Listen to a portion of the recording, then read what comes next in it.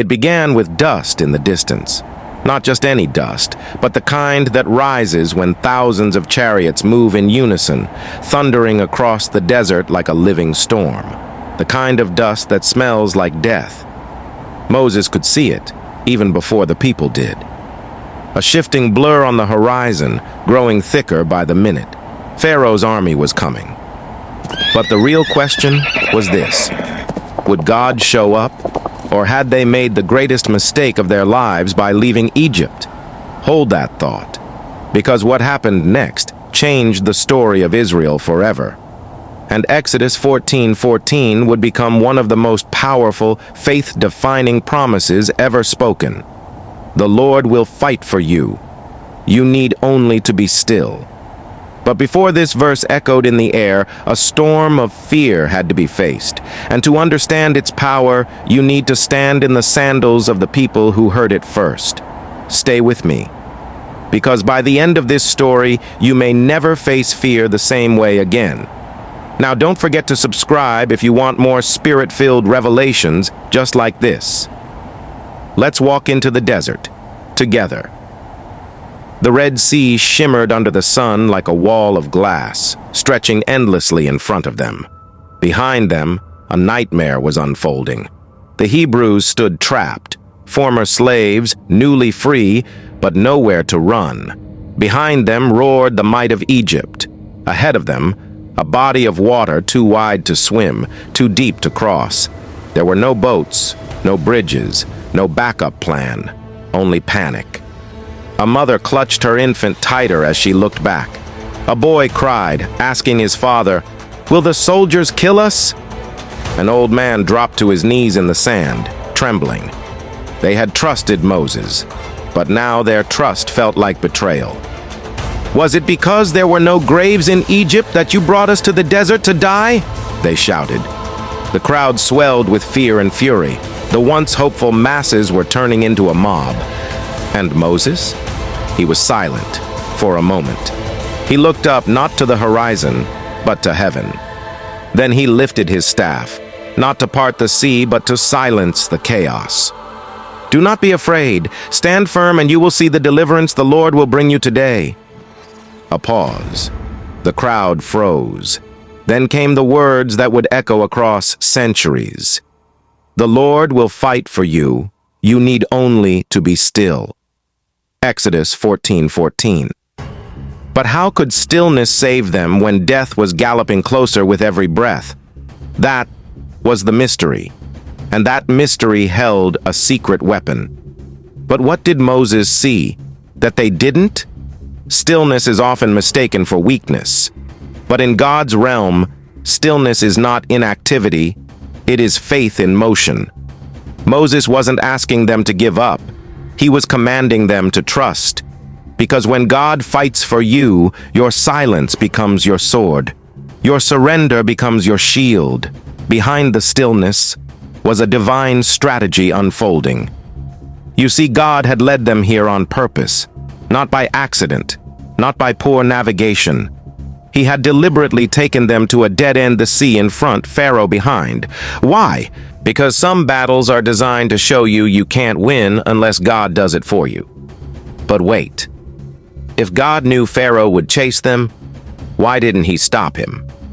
That question would be answered by fire. But what was this fire that was about to descend? That night, as fear threatened to swallow the camp, something impossible happened. A presence descended.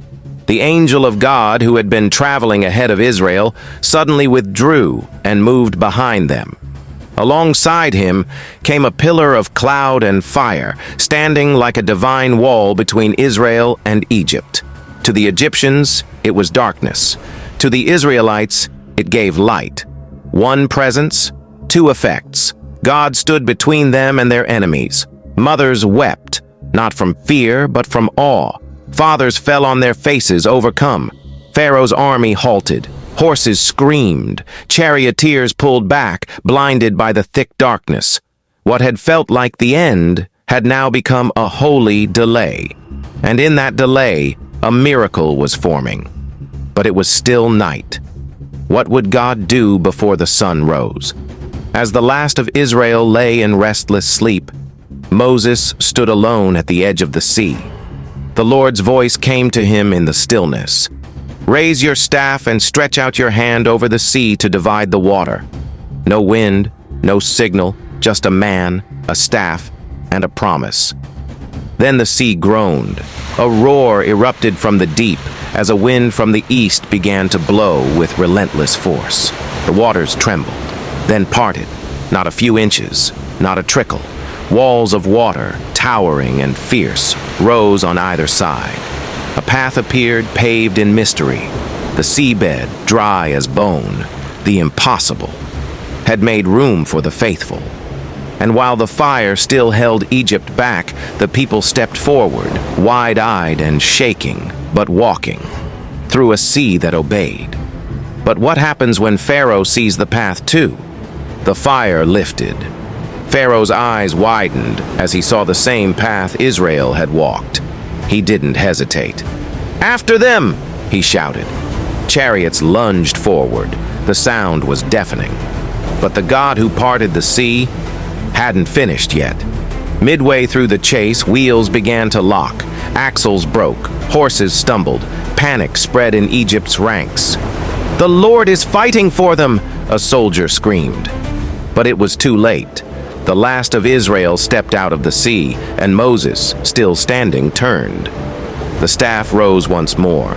The sea answered again. The walls collapsed, like heaven slamming shut. And the might of Egypt was swallowed whole. Not one survived. But what did Israel learn that night that we so often forget? That verse wasn't just a moment. It was a message. The Lord will fight for you. You need only to be still. Stillness doesn't mean doing nothing. It means refusing to panic when God is in the process. It means standing firm when fear demands retreat. It means believing even when every sound around you says you're finished, because some of the greatest victories in your life will not be fought with your hands, but with your trust. Moses stood. God moved. Israel waited. The sea split. You may be surrounded, but the angel is still behind you. The sea is still listening, and God is still fighting. So the next time your back is against the wall, remember, stillness is not weakness. It's where heaven does its deepest work. But there's one more thing most people miss about this story. What happened to Moses immediately after this miracle? And what secret did God reveal next that changed how Israel viewed him forever? You won't believe what was waiting on the other side of the sea. The sun rose over the waters like a crown of fire. Its first light danced across the Red Sea, a sea that had just buried an empire. Silence wrapped around the Israelites like a holy shroud, not the silence of fear, but the stillness of stunned awe. Behind them, a battlefield with no bodies to bury. Before them, a wilderness untouched, waiting. For a long moment, no one spoke. Then Miriam, Moses' sister, stepped forward, eyes wide, lips trembling. She looked at her brother. She looked at the people. Then she raised a tambourine. A single note rang out, and suddenly the silence broke into song. "I will sing unto the Lord, for he has triumphed gloriously." Exodus 15:1. The people, once slaves, now sang like soldiers of heaven. Their voices filled the air, lifting like incense over the waters. "The Lord is my strength and my defense. He has become my salvation." This was no ordinary song. This was warrior worship. They weren't just thanking God, they were declaring who he was, majestic in holiness, awesome in glory, working wonders. Moses' eyes scanned the crowd. The same people who had cried out in fear were now dancing in faith. The same hands that trembled at Pharaoh's shadow were now clapping in rhythm to the sound of victory. The same children who had once been marked for death were now running wild in freedom across the sand. It was a new beginning, a holy reset. But even in the joy, a deeper truth echoed beneath their song. The Lord is a warrior. The Lord is his name. God had not just rescued them. He had revealed himself as something more than they expected. He wasn't just a deliverer.